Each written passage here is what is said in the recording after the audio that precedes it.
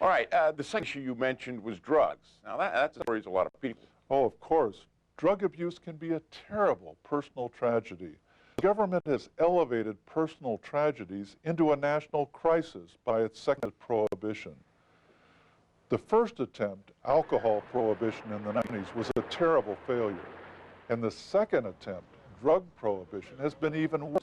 It has caused drug use to escalate, and it has produced the worst crime wave since the 1920s. Teenage drug use is now many times greater than before the war started. And despite recent reports of reduced crime, the murder rate is twice what it was before the drug war began. Some parts of cities are war zones. Thousands of innocent people have died. The dead include people who never used drugs and never sold them, but who died in mistaken drug busts, in the crossfire of gang warfare, or in the violence the drug war has brought to our cities. But we feel that if drugs were made legal and more readily available, that such violence might even increase. Well, before there were drug laws, there were very few drug problems. There was no criminal drugs, no muggers trying to support a $100 a day habit, no pusher hook your children on drugs, no gang warfare, no crack babies, no epidemic of overdoses.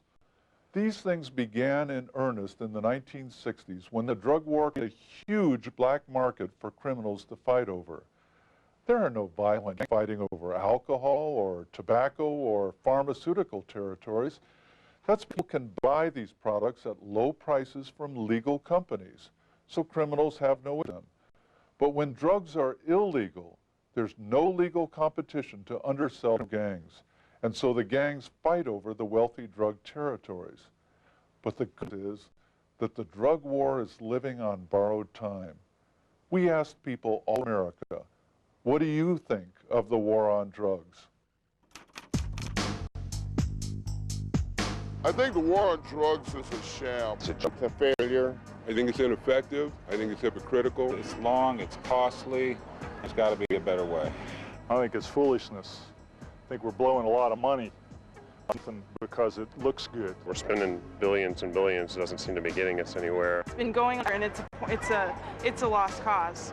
You know, I agree, because if you look at Prohibition, I think as far as history repeating itself, that's probably what's going to happen, because if they prohibit it, it's going to cause, I think, more violence than anything else. I feel that should be legalized. Some drugs should be legalized, and we will probably have crime as a result. I'm not for marijuana, I don't care, but I think there's plenty of other things being focused on. The police time and law enforcement is spent on drugs, and if it wasn't spent, it'd be spent on things that I think are more important, violent crimes and things of that sort. But what war on drugs? You can buy drugs on the next corner if you want. What war? We assume that anyone who opposed the drug war must want to do drugs. But today, widespread understanding that the drug war is an immense failure. But if drugs were legal again, drug use would increase? Well, it's possible, but it isn't very likely. When alcohol prohibition in 1933, America didn't become a nation of alcoholics. There always will be some people who will try drugs.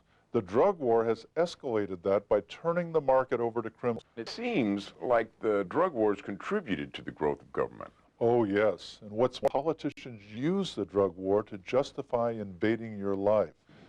Treasury snoop in your bank records looking for suspicious transactions. Republican and Democrats allow SWAT teams to invade your home to search for drugs based only on a tip.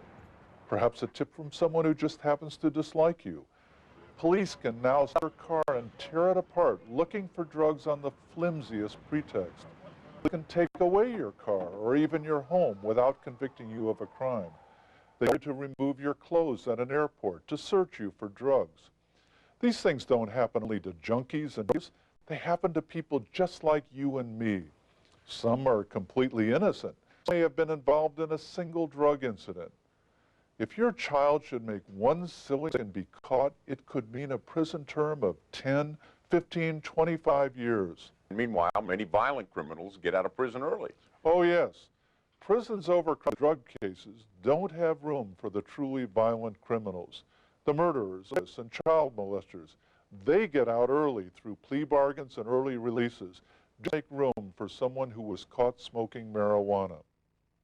If I'm elected president on my first day in office, I will give an unconditional pardon to every federal prisoner who was convicted of a nonviolent drug offense. I will empty the prisons of the people who are no threat to anyone and make room for the violent thugs who are rising our streets. I want to return to the safe, peaceful society in which crime is prosecuted and innocent people are free to live their lives in peace. I want people with drug problems to be able to seek help without fear of being arrested. I want children to be able to play in safe streets and attend safe schools.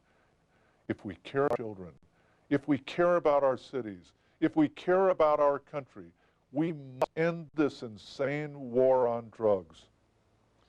Ending prohibition is the benefit of the great libertarian offer.